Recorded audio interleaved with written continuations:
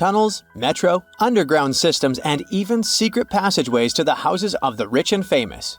Why else do we need tunnels, you may wonder? To hide.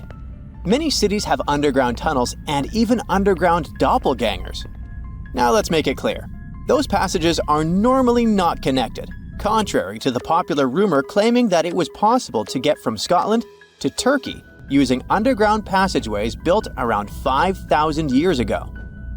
I mean, it sounds insane even today. Imagine building it back in the day. These tunnels have an official name, the Erdstall Tunnels, and they were most likely built in the Middle Ages. However, we still don't have the exact information about the date. The highest concentration of those tunnels are in Bavaria, Germany, but there are many of them in Great Britain and France too. Erdstall tunnels, a unique type of earthen passage found globally, are characterized by their narrow, oval-shaped corridors and tight choke points, known as schlups, or slip-outs. Despite speculation, their purpose remains a mystery. However, some of those tunnels have fireplaces and even vents, which might mean those were used primarily for shelter. Dating back to the Middle Ages, possibly as early as the 12th century, Erdstall tunnels lack archaeological signs and historical records, so it's not a surprise that there are many rumors about their use. Some scientists are sure those were storage spaces, though their narrowness makes this impractical. Another idea is that they provided hiding spots for farmers during tribal raids. However, their single entry point raises doubts about their effectiveness in evading threats. Now, if you're feeling like Indiana Jones and want to venture into those tunnels, you're in luck. A few structures, like the Erdstall Radkobluken in Austria, welcome visitors to explore these enigmatic structures. Most of them are closed to the public eye, though. The origins of Erdstall tunnels remain largely unknown, just like their real functions. And if you think, hey, it's the 21st century here, we can study pretty much everything, well, you're wrong. What makes these tunnels hard to study are the tight confines. Traditional surveying methods often prove inadequate in such spaces. To solve this problem, scientists use a handheld device that integrates an RGB camera, a gyroscope, and high-resolution depth sensors, allowing them to capture intricate details of the tunnels. They also use modern techniques like 3D surveying in hopes of uncovering the true origins and purposes of those tunnels. One hypothesis even suggests they may have been poorly conceived dwellings, abandoned when their inadequacies became apparent. Still, not everyone quite agrees with this idea. Other theories suggest they served spiritual purposes, while the most intriguing idea speculates that those tunnels may be remnants of extraterrestrial civilizations. Experts believe they may have been used for practical matters, such as granaries or hiding spots from looters. As we don't have exact info on who built it and when, it may be pretty much anyone, even a sloth. Nope, I'm not a lunatic. Sloths can build giant tunnels. Check this out. In 2009, a farmer in southern Brazil was driving his tractor through a cornfield when it suddenly sank into the ground. He quickly discovered he had broken through the top of an underground tunnel. When researchers came to investigate, they found a tunnel around 6.5 feet high and the same 6.5 feet wide, extending about 50 feet long, right beneath the farmer's house. When they looked closer, they instantly saw deep claw marks on the walls. That was the proof the tunnel wasn't human-made. So that thing the farmer uncovered was a megafauna paleoburrow, a prehistoric tunnel dug by ancient creatures like giant ground sloths or giant armadillos from over 10,000 years ago. I know, it's hard to imagine those beasts, but let me help you. Take a hamster. Now, increase it to the size of an elephant. Don't forget, this 13-foot-tall hamster could also walk on two legs. During their time, around 15 million to 10,000 years ago, many species of sloths and giant armadillos roamed the Americas, some even digging similar tunnels. Today, many of these tunnels are filled with sediment, though some remain clear, similar to the one the farmer discovered. This 2009 find sparked significant interest, leading to the discovery of over 1,500 paleo burrows across southern Brazil, making it the era with the highest concentration of such sites worldwide. But no one knows exactly why there are so many of them in southern Brazil. While some paleo burrows exist throughout South America, none have been found in North America, which is weird since those huge sloths roamed the entire continent. The exact purpose of these large tunnels remains a mystery, but scientists believe they may have served as nursing spaces, temperature regulation, or hibernation areas. Tunnels likely developed over centuries as successive generations of sloths and armadillos expanded them. Now, let's take a look at fugus. No, not the Japanese fatal delicacy, and no, not a town in New Guinea. To see them, we gotta travel to the UK. So fugus are underground structures too, but they don't look exactly like tunnels. They are dry stone structures. They look as if a cave had been decorated with stones from the inside. There are only around 15 of them found so far, and most of them are located in Cornwall. According to the estimates, those tunnels were built about 2,400 years ago, and they're still in pristine condition, which is truly fascinating. I mean, back in the day, people had no cool machinery whatsoever, yet their structures still last. And if you dare to buy an apartment today, well, chances are you won't be too happy about the quality. Going back to our fugus, there's nothing extraordinary about their supposed purpose. They could be used for spiritual purposes, as a place to hide, or a food storage. The latest application, though, is a bit weird. I guess it's not a secret for anyone that England is famous for its excessive humidity. And if you want to store your food properly, you gotta avoid the humidity at all costs. Otherwise, say welcome to mold and fungi. But ancient people weren't dull-witted at all, or they wouldn't have survived, and you and I wouldn't be around now. So they might have adapted those fugus to store just some products, those that already had natural molds in them, assisting in the preservation of perishable food, like milk, butter, and cheese. But hey, those are just speculations. The true reason why they were built remains unknown. What makes fugus unique is that they are intentionally built tunnels, not just excavated mines like those in Wales. They were crafted by digging deep trenches, lining them with stone slabs, covering them with capstones, and then filling over them, all of which took significant time and effort. Still, no matter how hard those were to construct, cities around the globe are often built over intricate tunnel systems, each unique to its location. For instance, Paris is famous for its extensive underground quarries, which were abandoned years ago, but still pose a risk of collapse in certain areas above. London boasts one of the largest tunnel networks in the world, including many that were specifically created for military purposes. In New York City, there are rumors of secret tunnels, while Los Angeles has old tunnels from the Prohibition era used for speakeasies. Many other cities also have their share of enigmatic tunnels, and surprisingly, Florida is no exception. It happened in the year 2011 in Ybor City. Near a former post office, flooding uncovered something weird, a section of an unknown structure. Back then, people didn't pay much attention to that, so it took another 7 years to discover something truly fascinating. This historic neighborhood was founded in the 1880s, but it remained unknown until 2018 that it also has a hidden tunnel network. We only learned of it because of renovation work. The exact purpose, of course, is unknown, but most scientists are pretty sure that they serve to connect to early gaming spots and the port of Tampa. Figuring out how extensive the tunnel network is tricky. In 2018, a historic home in Seminole Heights revealed locked doors leading to tunnels from the 1920s. One local even said he traveled through a tunnel for 20 minutes. Rumors suggest some tunnels connect to the Hillsborough River and Ybor City. Research is ongoing, but no new info has emerged yet. Scientists have recently discovered Leonardo da Vinci's hidden passages under a medieval castle in Italy.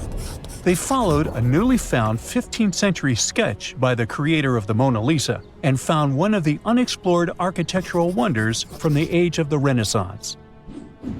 Construction of the Sforza Castle started back in 1358, but it was destroyed about a century later during a local crisis. Then, in 1450, Francesco Sforza, the Duke of Milan, decided to rebuild it on the old ruins.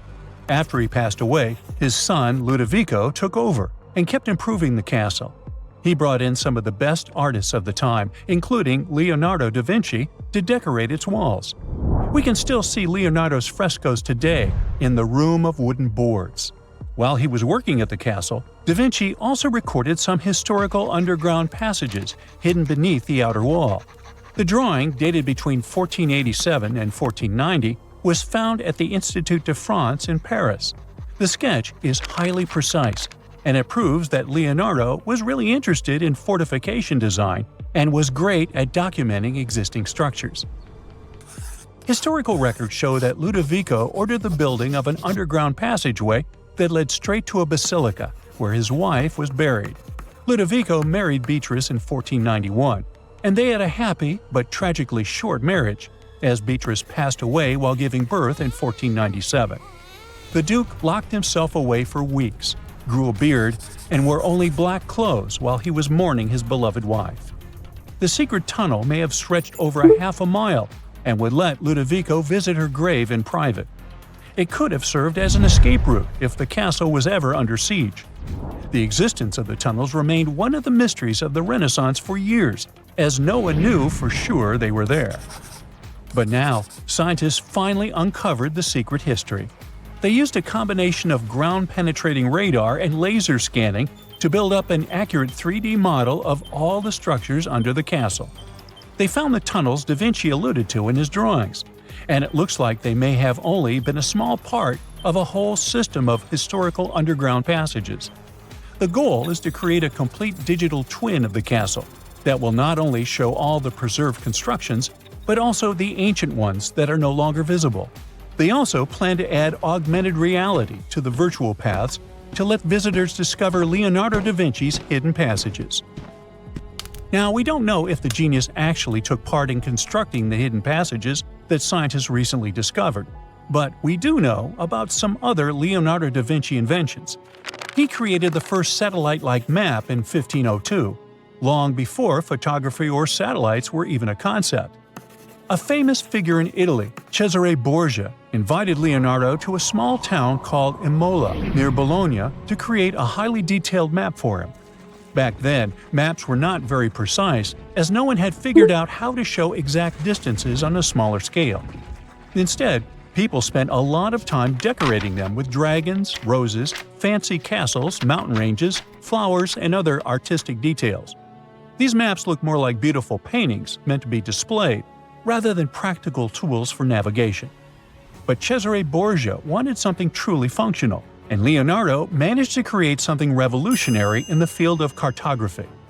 If you compare satellite images of Imola today with Leonardo's map, the similarities are striking. He captured every alley, curve of the streets, roadways, and even the exact sizes of the buildings. And he did it all by hand, using just a pencil, ruler, compass, and several of his own clever inventions. To gather all the necessary data, the genius walked through the streets for weeks using a large wheel that spun as he moved, recording the distance with a cable. Using the magnetic compass, he determined precise directions. He also developed a tool called the bussola, which measured angles inside a circle. With this, he could track the exact turns of each street and the size of the intersections. He figured out the distances between houses and major roads. Then, back at home, he used his notes and calculations to draw the map to scale with incredible precision. In his work, Da Vinci also used a technique developed by Florentine humanist Leon Battista Alberti. He created a mapping method where you could place an entire city inside a circle using polar coordinates. At the center of the city, 8 straight lines met, representing the main directions of a compass. Leonardo used this system to divide the town into 8 sections. He didn't overlook even the smallest buildings, which made his map one of the most advanced of its time. The Italian genius had a big dream to build a machine that could let people fly. He studied how birds, bats, and kites moved through the air and designed a special flying machine. He believed that if he could copy their movements, humans might be able to soar like them. Da Vinci's design looked a lot like a bat, with two large pointed wings that stretched over 33 feet wide. He planned to build the frame from lightweight pine wood and cover it with raw silk to make it strong but not too heavy. The person flying it would lie on their stomach on a wooden board in the center. To make the wings flap, the pilot had to pedal a crank with their feet, which was connected to a system of rods and pulleys. There was also a hand crank for extra power and even a headpiece to help steer. As the person moved their hands and feet, the wings would flap and twist, just like a bird's. But there was one big problem. Humans aren't strong enough to make the machine lift off the ground. Even though it might have worked once in the air, there was no way for a person to get it flying on their own. Leonardo probably realized this, but his amazing idea still inspired flying machines that came centuries later. Da Vinci was way ahead of his time with many of his inventions, but his idea for a humanoid robot was especially futuristic. He was working under the patronage of the Sforza family, the one that had those ancient tunnels of Italy built. The genius designed a mechanical knight that could move its arms, turn its neck, and even open and close its mouth. Da Vinci had good knowledge of anatomy and the mechanics of body movements that helped him. His unusual creation used an external system of cables. A hand crank set it in motion, and there was also an internal gear-driven mechanism. About 450 years later, Da Vinci's detailed sketches of the robotic knight were rediscovered in the 1950s. Several researchers tried to recreate the robot from those sketches. In 2002, a roboticist who developed systems for NASA and Lockheed Martin took inspiration from the old notes and built a functioning model of Da Vinci's robotic knight. Another design Leonardo created for Duke Sforza was a special kind of bridge that could be taken apart and carried easily. It was made for defense forces who needed to cross rivers or moats while traveling. This bridge would swing across the water and land on the other side. It had wheels and used a rope and pulley system, so it could be set up quickly and packed away just as fast. To keep it steady, it even had a special weight to help balance it. Leonardo wrote in his notes that the bridge was light yet strong, and he designed several bridges like this for the Duke. One of his other designs was a bridge that could be built very quickly, and the defense forces would move across multiple rivers. As scientists continue to study Leonardo da Vinci's hidden passages, they reveal new chapters in human history. Who knows what other unexplored architectural structures they will find? The ancient city of Taposiris Magna is hidden on the northern coast of Egypt.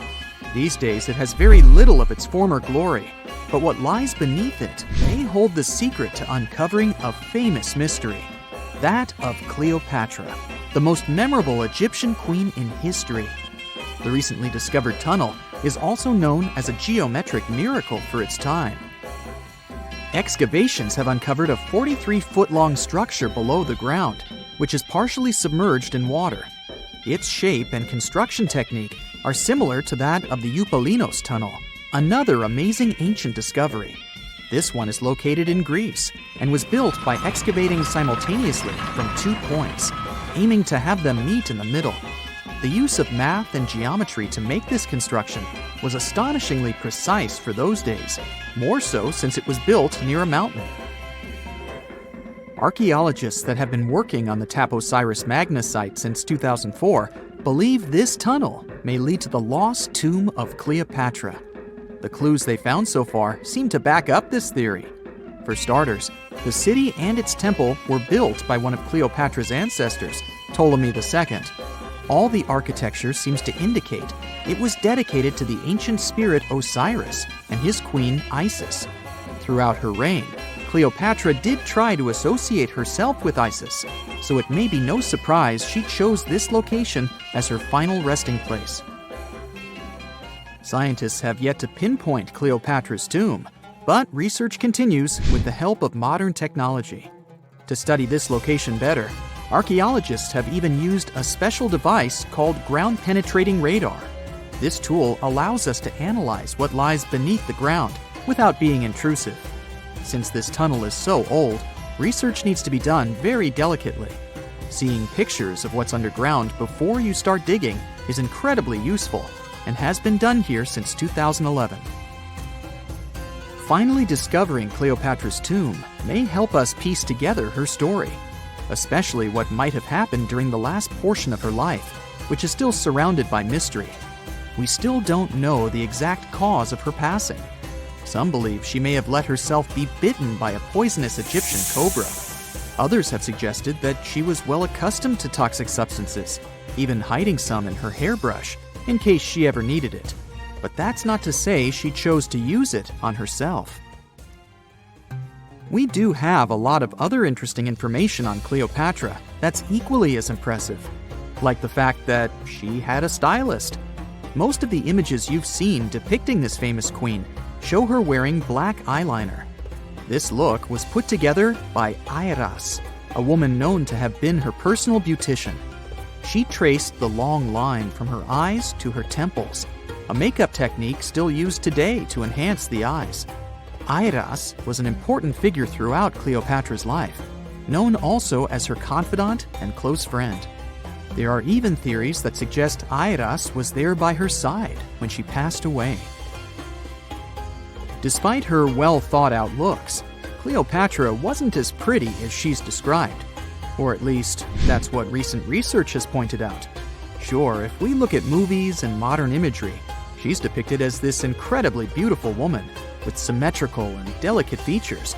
However, if we look at coins showcasing her image from back in the day, her looks are rather average. Her image on the coins might have been adjusted, too, to make the queen look stronger in the eyes of her people. So there is no trusted source available to confirm her image, but her description in most pieces of ancient literature speaks of her other qualities, like her voice and personality, not of her beauty. Cleopatra might have been the most famous Egyptian queen to this day, but she wasn't the first choice. She did have an older sister, Berenice, that was initially supposed to take the throne. Berenice passed away before she could do that, so Cleopatra took on the role and began investing in her education. She traveled throughout the country quite frequently, so she could become accustomed to her people and their needs. She was only 18 when the responsibilities were passed down to her, and immediately gained popularity because of her intelligence and education. Her taste in literature was quite good too. She was known to be a fan of Homer, the famed Greek philosopher and poet. Cleopatra loved to write as much as she loved to read. There are even claims that she wrote a book on medicine and cosmetics, but we have no evidence to this day that such work ever existed. Part of being a great leader back then meant you had to speak multiple languages. Cleopatra clearly understood that, and that's why she's rumored to have known many languages to varying degrees. Some archaeologists suggested she spoke Greek, Egyptian, and Ethiopian, as well as many Arabic dialects. She might have even spoken Latin, but there's little evidence to support this claim. She might not have had angelic looks, but Cleopatra was really careful with the way she looked, even with her diet. She was known to have enjoyed simple meals, including a variety of fish. Since she lived close to the Mediterranean Sea, it's really no surprise. As a treat, she liked to eat stuffed pigeons, which she also served to her guests. Other dishes on the menu included vegetables and fava bean soup. Fruits and nuts weren't missing from her diet either, and she was also a big fan of honey. Recently, a team of experts has even tried to recreate her famous perfume. Think of it like the ancient equivalent of Chanel No. 5. Cleopatra was known to be a fan of luxurious scents, which she believed could even influence how people treated her when they met. The basis of this scent is myrrh, a resin gathered from a local tree. Other ingredients added to the mixture were also found back in the day, like cardamom, olive oil, and cinnamon. The results may not be quite as delicate as the perfumes we know and use today. Its consistency was way thicker, and the scent lasted way longer. When she was at the height of her power, Cleopatra might have been the richest person in the world. Back in the day, she ruled over a territory that stretched across the Mediterranean, from modern-day Libya in the west through Egypt to Syria in the east. This is the largest territory ever ruled over by a woman. In today's currency, her worth might have been somewhere around $95 billion. The calendars we use today may have been introduced by Cleopatra herself. She presented the idea of leap years and leap days to Caesar, the Roman emperor she was known to have been close with. Taking her advice, Caesar made these adjustments part of the official Roman calendar. The ancient Egyptians already knew the year was longer than precisely 365 days. They discovered this by studying the brightest star in the sky, called Sirius, and concluded that a year is actually 365 and 1/4 days long. It was Elizabeth Taylor that famously introduced Cleopatra to pop culture when she played her in the 1963 film bearing the same name. Up until that point, it was the most expensive film ever made. It was originally supposed to cost somewhere around $2 million, but ended up costing a mind-boggling $44 million. That's mostly because of script and production issues. To make this iconic movie, producers created 79 sets from scratch, as well as over 26,000 costumes for the cast. Elizabeth Taylor's Cleopatra costumes alone cost somewhere around $200,000. Thankfully for the producers, the movie made headlines and was well received by critics, making it a box office success. A lot of people associate Cleopatra with another famous Egyptian ruler, King Tutankhamun, nicknamed King Tut. Surprisingly, apart from both of them being Egyptian pharaohs, they have nothing else in common. For starters, King Tut lived around 1,300 years before Cleopatra did, and there is also no connection regarding their ancestry. Cleopatra had Macedonian Greek roots, while King Tut was a native Egyptian. Tartessos, a mysterious, highly developed society that once flourished and then, without any warning, suddenly disappeared. Moreover, before they were completely gone, they performed some strange rituals, as if they were trying to save themselves from something. But what happened to these people? Let's try to find out. Let's go to the southwest of Spain, to about 2,500 years ago. Once, there was a beautiful city here, a trade center of Tartessos. Imagine the temple in the middle of a deserted town. A breathtaking, monumental 2-story building. There's a thick smell of frying meat in the air, and the smoke from its frying rises high into the sky, covering the patterns of the sanctuary. The sun has already set, and it's time to prepare for the ritual. We enter the ancient monumental hall. Inside, hundreds of people gather around a long wooden table lined with delicate ceramics and bronze bowls. They feast and drink. These people have much more fun than the animals outside the building. These animals are being prepared for the ritual. Horses, cows, pigs, donkeys, even dogs. All of them were brought here to appease the deities. And what happens after the ritual itself is even crazier. At the end of the ceremony, people take torches and set fire to the whole building.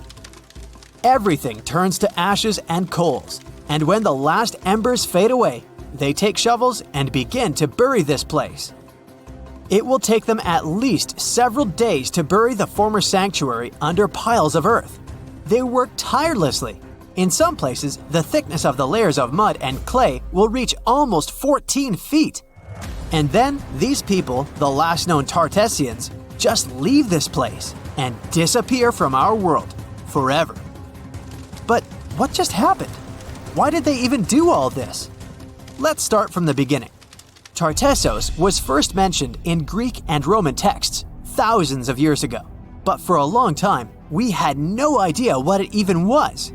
All the descriptions were contradictory and confusing.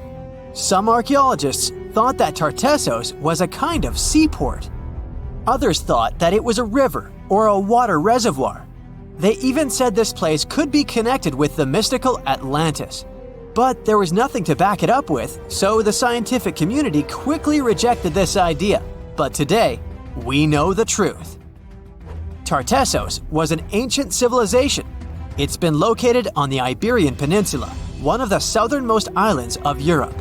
It flourished in the 9th to 5th centuries BC, and then, around 2,500 years ago, suddenly disappeared. They were quite rich. The island had rich reserves of metal, so their economy was thriving. Silver, copper, lead, and other good things were mined in the local Sierra Morena Mountains.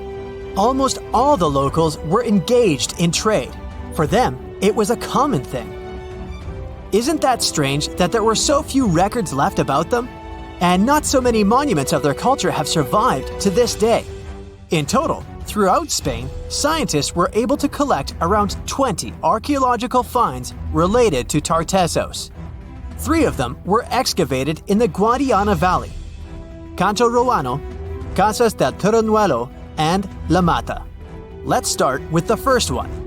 Cancho Ruano was discovered in 1978. This find was one of the most significant pieces of the puzzle.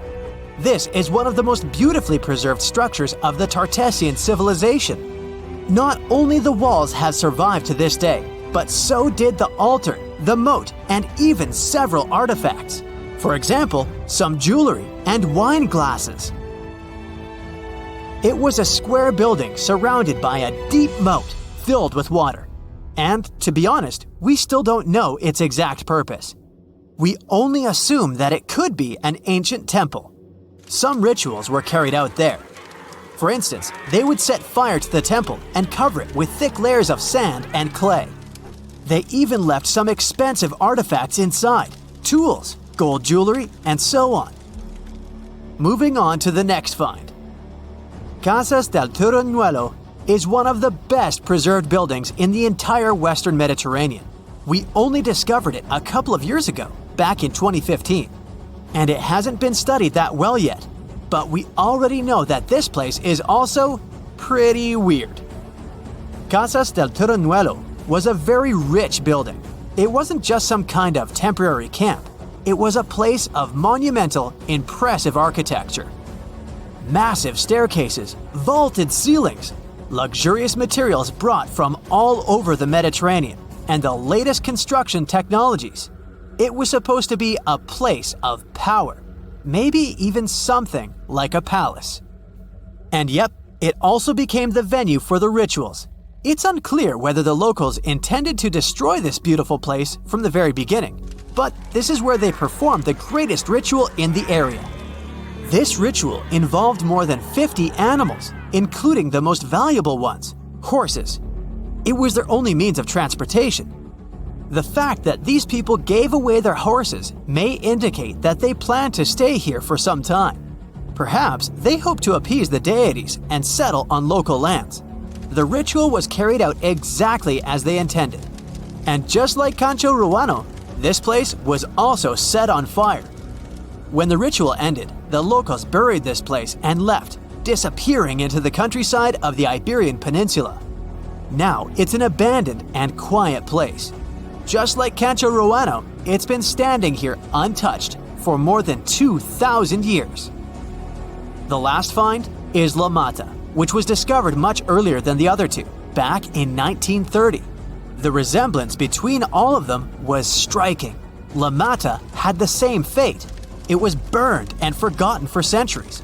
All of this is very strange and mysterious. It seems like the locals were fleeing from something. Perhaps something happened that made them start building these banquet halls and arranging large-scale rituals. They thought that their deities turned away from them and tried to appease them. But unfortunately, it didn't work. As a result, they were forced to leave their temples and soon disappeared altogether forever. And by the way, why did they disappear at all? Well, this is another mystery of this civilization. One of the most important questions is, did they know that they were going to disappear? Or was it something unexpected? Did they suffer some kind of sudden catastrophe from which they were trying to escape? Or something else? Scientists have several theories on this. The first theory says that there may have been several major earthquakes and subsequent tsunamis in this region. These natural disasters destroyed local settlements and severely demoralized the survivors. Perhaps they were looking for salvation from this. Another theory is that there were some problems with trading. Since they were rich in metal and lived off their economy, any problems in it could lead to big troubles. If they had some kind of mining crisis, then relations between different nations could worsen greatly, and things could get pretty nasty. The truth probably lies somewhere in the middle. The most current theory says that around the 6th century BC, a large-scale tsunami hit the port. This greatly damaged the economy, which worsened the relationship between Tartessos and its neighbors. In any case, this seems to be speculation. This place is like a dream come true for archaeologists. It stores a huge amount of information and secrets that we have yet to unravel. The Tartessians had no idea that by burying their artifacts, they were making a real gift to the scientists of the future. And while scientists continue to study them, we can check out the stuff they have already discovered. History lovers can see Tartessian tools, horse figurines, and decorated ivory in the Archaeological Museum of Badajoz. Let's hope that in the future, scientists will learn more interesting things about this civilization, and we'll finally find out what happened to them. Hey, if you think Stonehenge is one of the oldest stone monuments ever, well, let me introduce you to Göbekli Tepe.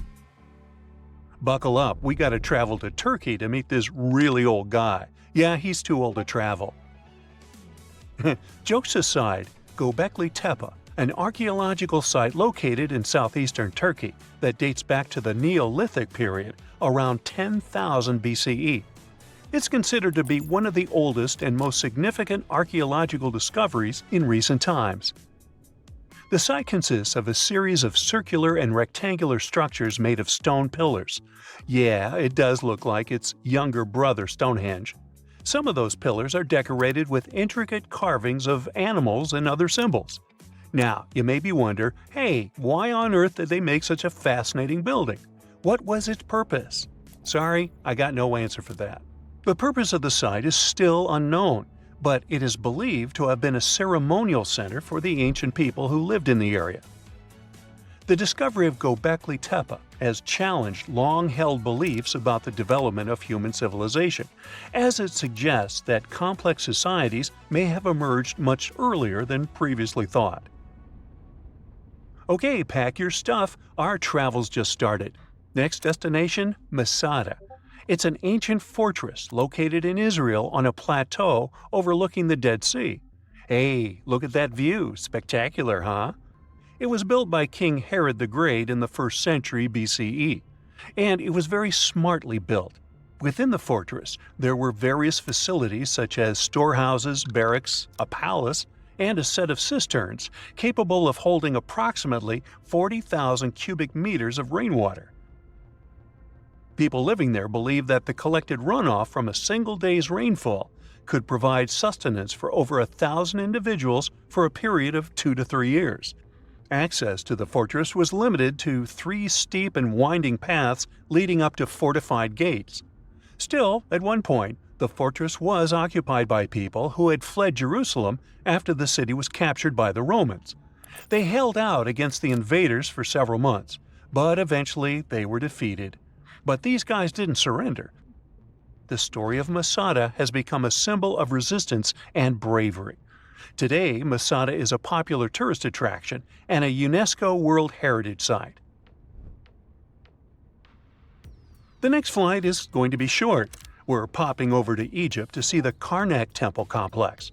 It's a vast ancient Egyptian temple complex located in the city of Luxor, Egypt. It was built over a period of 2,000 years and covers an area of more than 200 acres. The complex is dedicated to the worship of the deity Amun-Ra. Wait a minute, that should be Amun-Ra, and it was one of the most important religious centers in ancient Egypt. The Karnak Temple consists of several temples, chapels, and other buildings, including the Great Temple of Amun, the Temple of Khonsu, and the Temple of Ptah. Ptah! The Great Temple of Amun is the largest and most impressive temple in the complex, with massive columns, statues, and other decorations. One of the most famous features of the Karnak Temple complex is the Avenue of Sphinxes, which is a long avenue lined with Sphinx statues that leads from the entrance of the complex to the Great Temple of Amun. Another notable feature is the Hypostyle Hall, which is a massive hall with 134 columns that are over 70 feet high. The Karnak Temple complex is a popular tourist attraction and a UNESCO World Heritage Site. It's considered one of the most important archaeological sites in Egypt and provides a fascinating glimpse into the religion and culture of ancient Egypt. Hey, we can't hop on the next flight and leave Egypt until we see the Pyramid of Djoser. It has another name, by the way. It's also known as the Step Pyramid. This ancient Egyptian site is located in Saqqara. It was built during the 27th century BCE for the pharaoh Djoser by his architect Imhotep, who is considered one of the most important figures in Egyptian history. People believe this pyramid is the first monumental structure built entirely of stone and is an important example of early Egyptian architecture. The pyramid originally stood at 203 feet tall and was surrounded by a complex of buildings and courtyards. It was constructed in 6 layers, each smaller than the one below it, giving it the distinctive step-like appearance. The pyramid was used as a burial place for Pharaoh Djoser and was surrounded by a vast necropolis that contained the tombs of many other important officials. The Grateful Dead?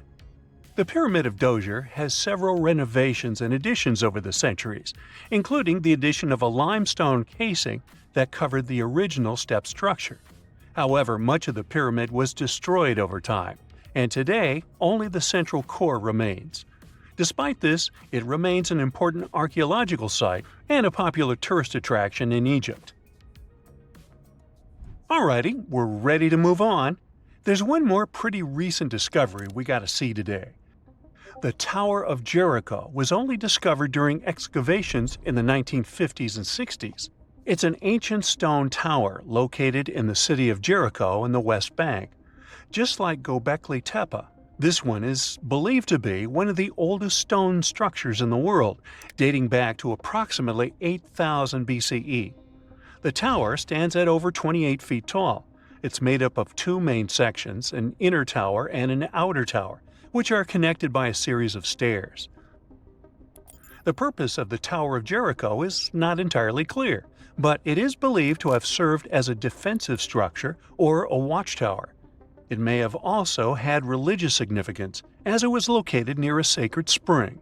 The Tower of Jericho is a significant archaeological site and has provided valuable insights into the early history of human civilization.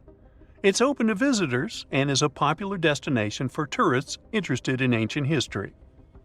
Now, this ancient site even got attention from Netflix, and they made a movie where the action takes place in Mohenjo-Daro. This site was a major center of the Indus Valley civilization in present-day Pakistan. Mohenjo-Daro was one of the largest cities of the ancient world, with a population estimated to have been around 40,000 in its peak. Trust me, that must have been a crazy megalopolis back then. The city was notable for its advanced urban planning, with sophisticated drainage and sanitation systems, and its impressive architecture, including the Great Bath and the Granary. Mohenjo-Daro was abandoned around 1900 BCE, and its ruins were only rediscovered in the 1920s. Today, it is a UNESCO World Heritage Site and an important archaeological site for the study of ancient South Asian civilization. We're heading to a teeny-tiny country that has quite an impressive history. Welcome to Malta. The Xigantia Temples are a Neolithic site located on the Mediterranean island of Gozo. They're probably one of the oldest freestanding structures in the world, dating back to around 3600 to 3200 BCE. The temples consist of 2 megalithic structures, each with multiple rooms and altars. The name Xigantia means giant tower in Maltese, as people believe that only giants could have built such massive structures. The temples are believed to have been used for religious purposes and are considered to be an important example of prehistoric architecture. They were added to the UNESCO World Heritage List in 1980. Well, you must be pretty tired, but there's one more place we gotta visit today. Our plane is already landing in Armenia, and we're here to see the Temple of Garni. Look, this one is well preserved. This temple dates back to the 1st century CE. It was built by King Tartessos I as a dedication to the sun deity Mir. Sadly, the temple was destroyed in the 17th century during an earthquake, which is quite a common thing for this area, but it was later reconstructed in the 20th century. Today, it's a popular tourist attraction and is also listed as a UNESCO World Heritage Site. Whenever you hear about ancient ruins, you almost never picture them being suspended somewhere, or just randomly hanging on the branch of a tree, right? In fact, for most of the ancient artifacts we have exposed in museums all over the world, archaeologists did quite an impressive amount of digging. You see, buildings have this funny way of fading away over time if not properly taken care of. Sometimes we need to reuse some building materials, so an older construction may be sacrificed in the process. Other times houses are abandoned, and once they are exposed to the elements on the surface, like rain or sunlight, they don't really stand a chance. Some just simply crumble away due to good old erosion. So the only way a piece of architecture can survive the test of time is if it's somehow gotten buried deep down. Now, how did they end up buried in the first place? Well, it's quite the comedy of errors. Ancient cities had a habit of gradually raising their ground level like a kid adding toppings to their ice cream sundae. You see, these settlements were always busy collecting food and building materials to keep up with their ever-growing population. But hey, who has time to deal with waste and rubbish? It wasn't exactly high on their to-do list back in the day. So when it came to building new houses, ancient civilizations found it much easier to save their sweat and tears by piling up the rubble and constructing right on top. But that's not all. Rivers would also occasionally flood and deposit a layer of sediment on the city floors, further encapsulating those ancient constructions. And in those dry regions like the desert, where the wind likes to show off its sand and dust dance moves, you can bet it was a constant struggle to keep the establishments clean. One hilarious example is the Sphinx, which had its head buried in sand until a group of archaeologists unearthed it in 1817. Some ancient towns eventually got covered up because they were completely abandoned. With less human activity to control their expansion, plant seeds couldn't resist the opportunity and sprouted all over the place. They gobbled up carbon dioxide from the air and grew, adding more and more bulk to the ground. Those cheeky roots even decided to stabilize the soil made from decaying plant matter, creating layers upon layers of earthy goodness.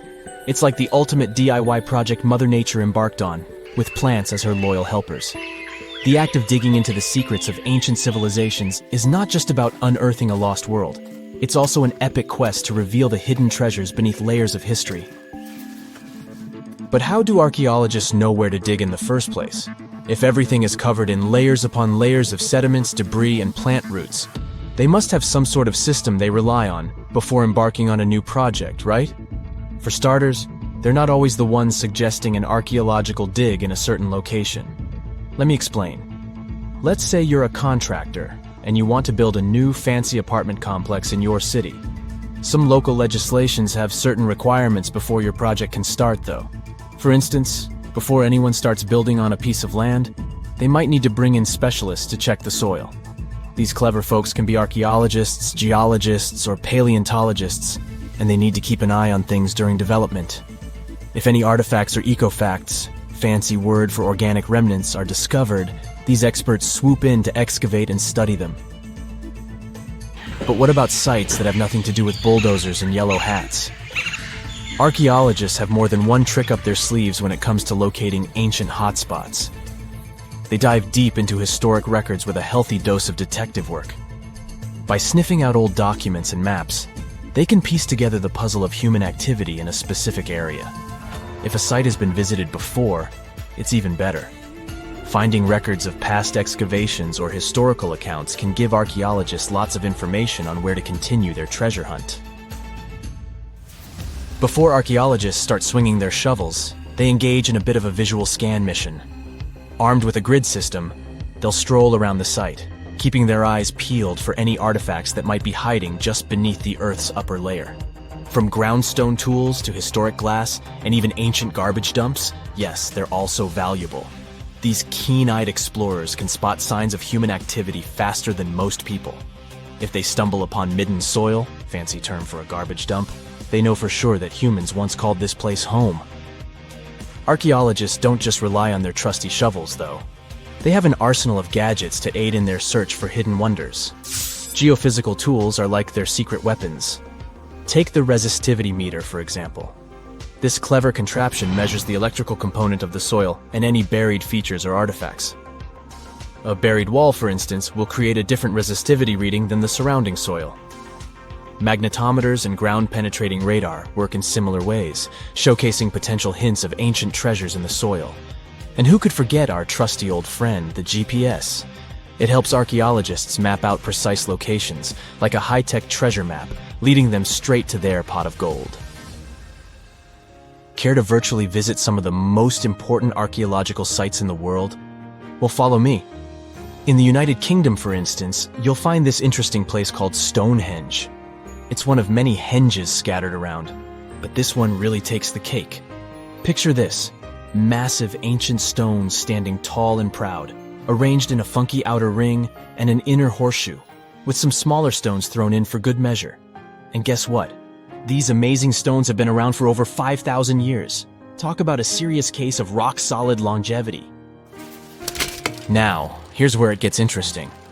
According to local folklore, the legendary wizard Merlin whipped out his magic wand and poof! He teleported these massive stones all the way from Ireland.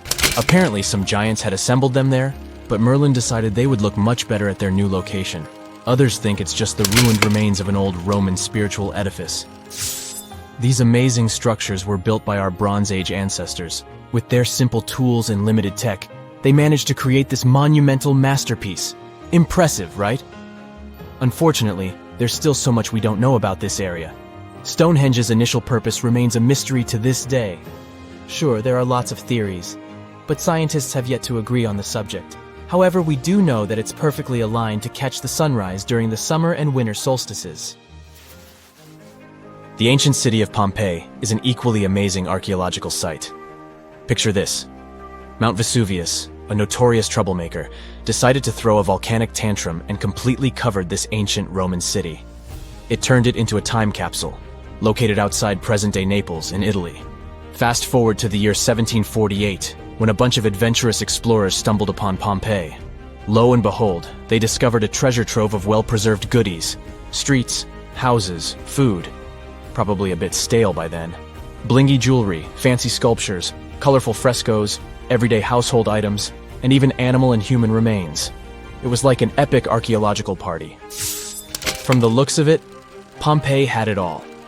Fancy houses and villas, a massive 20,000-seat arena, cute little artisan shops, hangouts like taverns. And let's not forget the saucy spots like those luxurious bathhouses for some intense pampering. There's also the Sanctuary of Apollo, where people used to gather for their daily dose of worship.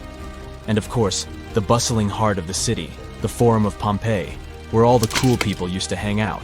And guess what? Pompeii is so cool that it made it to UNESCO's World Heritage List back in 1997. That's like the ultimate Hall of Fame for historical awesomeness. It also includes many other famous buildings and sites, like the Taj Mahal in India and the Acropolis of Athens in Greece. It's nighttime, and you're about to walk inside Pharaoh Tutankhamun's final resting place. You know, King Tut. You don't have a torch, but at least you came with a flashlight. You walk down several flights of stairs and observe how the walls are carved in hieroglyphics and what looks like a spell. Those who take anything from this place will be doomed for life, the spell says. Even if you don't really believe it, this scares you a little bit. You find a huge stone door. Is it a trap? You manage to open it, but oh no, it's only an empty chamber. You check your map. It seems like you're heading in the right direction. After what feels like hours, you realize you must be trapped inside a labyrinth. You try to retrace your steps, but you can't find the door where you came in from anymore. That's it, you think to yourself. You've fallen for the Pharaoh's trap. What's worse, you didn't bring a lunch. Okay, so we've all seen Hollywood movies where the main character is exploring ancient ruins and faces some seriously dangerous traps, right? We've been told Egyptian royalty protected their final resting places with venomous scorpions and snakes, sliding doors that will trap you for life, and giant rolling boulders that will crush anyone on their paths. The thing is, were these traps truly real?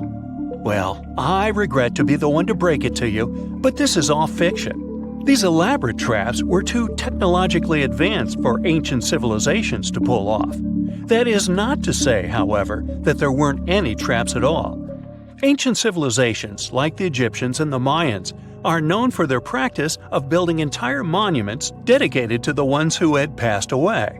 These structures would often reflect the position of person occupied in society. So, for the really important people, the VIPs of their times, massive monuments were built to host their bodies long after they were gone. Some of these civilizations believed that a person's life would continue on the other side of the veil. For that reason, a person would be buried together with the belongings of their current life. If they had a lot of money and power and stuff, that meant their resting places would be filled with riches and gold. Now imagine if you lived in ancient Egypt and you knew exactly where all the pharaoh's tombs were located and had heard rumors of the amount of wealth kept in these places. Maybe you would be tempted to go check it out, right? We're talking about large rooms filled from floor to ceiling with golden artifacts, jewels, and even money. I mean, it does sound tempting. And since there weren't any security guards protecting the entrance of these places, Egyptians needed to get creative as to how they would protect these riches. These old civilizations found some traps to be useful. A recurring one was building empty rooms inside the monument to confuse a burglar. Now, let's take a look at Amenhotep III's final resting place as an example. It was built in the city of Luxor, in a spot also known as the Western Valley of the Kings. Two French engineers originally discovered the monument between 1905 and 1914 CE. The structure is huge and has more than 10 chambers, connected by long corridors and steep stairways.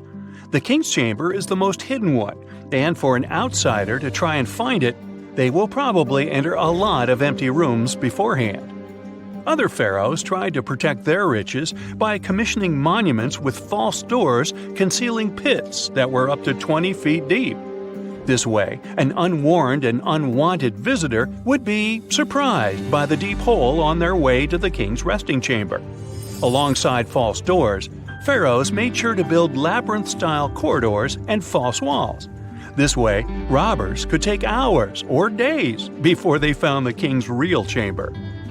As to pits with poisonous snakes on them, if there were any reptiles inside these monuments, they probably got inside on their own, and would most likely not stay there for long. There is no way snakes would survive years and years without food inside these pits. So yes, another Hollywood-induced belief right there. If these traps seem boring to you, archaeologists did find an interesting deterrent in the final resting place of the Red Queen of Palenque in Mexico. Palenque was one of the most powerful Mayan cities in pre-Columbian Mexico, and the Red Queen was believed to be the grandmother of the last Mayan king, undoubtedly a person of immense importance to the empire. In her honor, a huge monument was built to keep her body after her passing. The discovery of the tomb itself was already thrilling. Archaeologists found an ancient monument when digging at the site back in 1994. The first thing they found was a room with a hidden door. Once they opened the door, they discovered a long corridor. Finally, at the end of this corridor was the Queen's chamber. The team of archaeologists was beyond excited to unearth this chamber with the mummy of the Queen herself still inside it. They found her to be accompanied by her pearls, jade shells, and expensive rocks. But as the team explored the remains, they saw something rather strange. The room was filled with a red-colored powder. Researchers knew that the color red was important to the Mayan people, and that much of their clothing and buildings were decorated with this color. but they didn't understand why the queen was buried with this unknown red substance. After they took a sample back with them for further analysis, they discovered that the red powder was cinnabar, a very dangerous mineral. This powder, when inhaled, can cause, shall we say, severe health damage to a person. The team concluded that this could only be a trap for anyone trying to steal her riches. Okay, so dangerous powders might have worked as the most intense traps we've seen until now. But perhaps the cheapest way to keep out unwanted visitors was to advertise spells written out all over the monument. We'd probably laugh at these today, but back in the day, they were more or less effective. Spells usually said that the person who took anything from that place would meet a tragic fate. Some spells said that robbers would lose their houses in big fires or terrible floods. Other spells said burglars would have incurable and undiagnosed health issues, but they weren't really enough to stop people from taking any gold. There are some stories surrounding how these spells might have been real.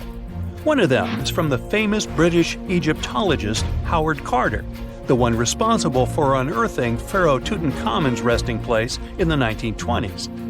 After months of unsuccessful digging, Carter discovered the tomb's existence by chance.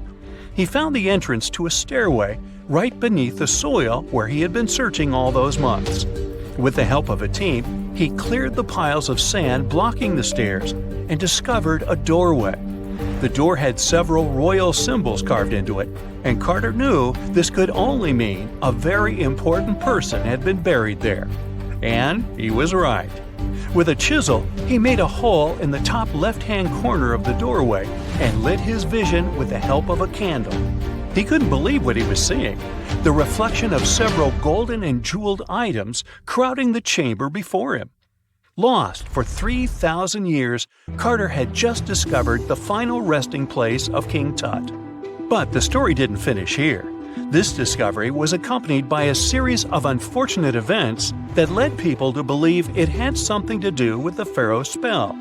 Carter himself mysteriously passed away just a few years later, and some of his assistants lost their houses in floods, just like one of the spells threatened. Some say it's just coincidental, as there's no real proof of these things being connected. Well, what do you think? Was this an effective trap after all? Now, how about some surreal hidden places to check out? Grab a flashlight and your backpack, and bon voyage! The trip starts in the mountainous country of Switzerland. You travel to the town of Waltensburg in the eastern part of the country. It's raining and it's very cold, but you still make your way to the bottom part of a mountain, where your first adventure awaits. After climbing up high in the mountains, you see a strangely shaped castle. To get there, you must walk up an extremely narrow pathway. Don't look down, you think to yourself. You tighten the straps of your backpack and manage to walk along the pass. Standing at the door of the castle, you really can't believe what you see. A 13th century fortress built entirely of stone. Today, all that is left of Krafenstein Castle is mainly its ruins, but their condition is good enough to get an idea of what the place looked like back in its glory days. You take your time to explore the castle inside, but honestly, this place gives you the chills and you're ready to move on. The next place on the list is Turkey. A plane and then a car ride later, you arrive in the city of Çorum in the northern part of the country. On the outskirts of Çorum, you find a valley filled with old, overgrown mountains and see the beginning of the trail you're about to hike. The way is extremely steep, but it leads to a secret door carved in the mountain. Congratulations! You've just arrived at Kapilikaya. The huge door is a massive arched stone that blocks the entrance to a hidden building. Experts think it has existed since the 2nd century BCE.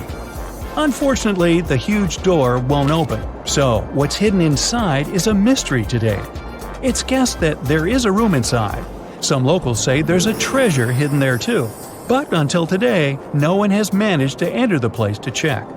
Okay, it's time to get moving before night falls. Next, you get the unique opportunity to travel to Ethiopia. Wandering around the city of Lalibela, you stumble upon a huge pit carved in the ground. You approach it carefully, and soon enough, you see a magnificent terracotta building. So richly detailed, it leaves you mesmerized. But that's not all. There are 10 other pits just like this one, hiding King Lalibella's 12th century buildings. All 11 constructions are different from one another, yet share a similar recognizable style.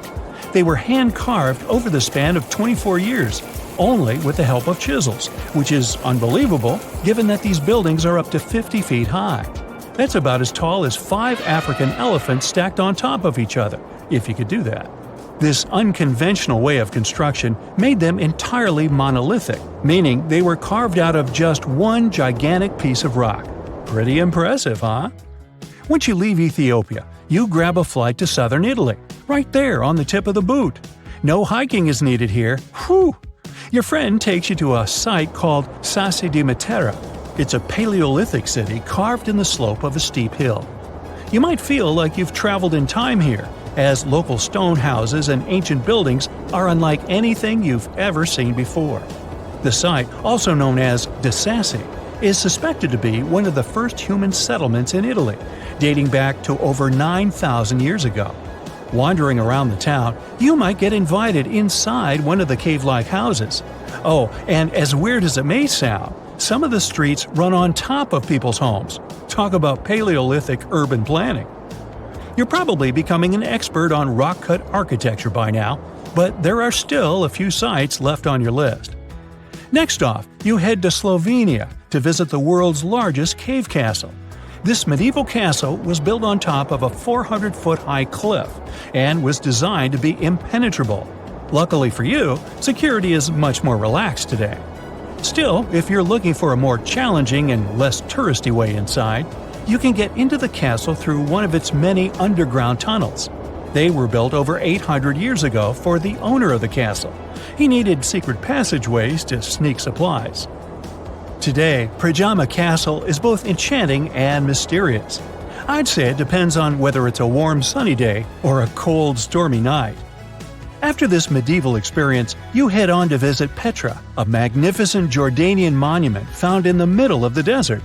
To get around here, you'll need a large supply of water and sunscreen because it's going to get hot. But this site is worth it. The city of Petra is a marvel of the ancient world. Back in the 4th century BCE, this region was a trading hub at the crossroads of commercial routes. Petra was a wealthy city, home to the Nabateans, an Arab Bedouin tribe that thrived in the region for many years. The rock-carved gate-like structure Petra is famous for is called the Pharaoh's Treasure. It stands at the main entrance to the site and is said to have a treasure hidden inside. You might feel tempted to check it out for yourself, but that's an adventure for another trip. For now, you hop on another plane ride, this time to the Americas. First, you visit the USA, more specifically, the mountainous state of Colorado. You make your way to Mesa Verde National Park. There, in between the greenery and abundant vegetation, you'll find over 600 dwellings built in the cave beneath the cliff, carved deep into the mountainside. This ancient village is now considered a heritage site. The local Puebloan tribe built it back in the 1190s. One of its main buildings is called the Cliff Palace. It's a multi-story construction built from sandstone and mud mortar. The palace alone housed over 150 rooms. If you're feeling sporty, you might want to visit the Balcony House. To get there, you'll have to climb a 32-foot ladder. You'll get to see a mid-sized village of 38 rooms, including 2 kivas. Those are traditional chambers that were built by the Puebloans for ceremonial purposes. Still in the U.S., you make your way to the hills of South Dakota. You're there to visit one of the world's most impressive human-made sculptures on Mount Rushmore. What's so mysterious about this place, you might ask? Well, during Mount Rushmore's construction, a 70-foot-long secret tunnel was built behind the head of Abraham Lincoln. The tunnel was supposed to hold all the documents and artifacts important to the United States history. After the designers thought it through, they decided it was better to hide them in a safe box in the floor of the tunnel. The box holds the history of how Mount Rushmore came to be carved, as well as a brief history of the U.S. and the 4 presidents depicted on the mountain. Amazing, right? Now, you're headed down to Machu Picchu, a South American site hidden between the Peruvian mountains. Machu Picchu itself is already a mystery. Researchers still don't know why or even how the ancient Incan civilization managed to engineer the stone-built citadel all the way back in 1450 CE. To get there, you must endure a 3-day hike, reaching the impressive altitude of 8,000 feet above sea level. Or you can get a train, but that's no fun, right? You're here to check on a relatively new discovery. Back in 2010, French engineer David Crespi was taking measurements of the Inca ruins when he noticed a door he had never seen before. It was sealed off by stones. He went back to the site a few months later with an electromagnetic scanner. The scanner, which could detect objects behind walls, showed there were copious quantities of metals behind that sealed door. The researcher contacted the Peruvian authorities requesting to remove the rocks, but they didn't authorize it. As of today, the door is still locked. Whew, this trip was long, wasn't it? Make sure to get some rest, Indiana Jones.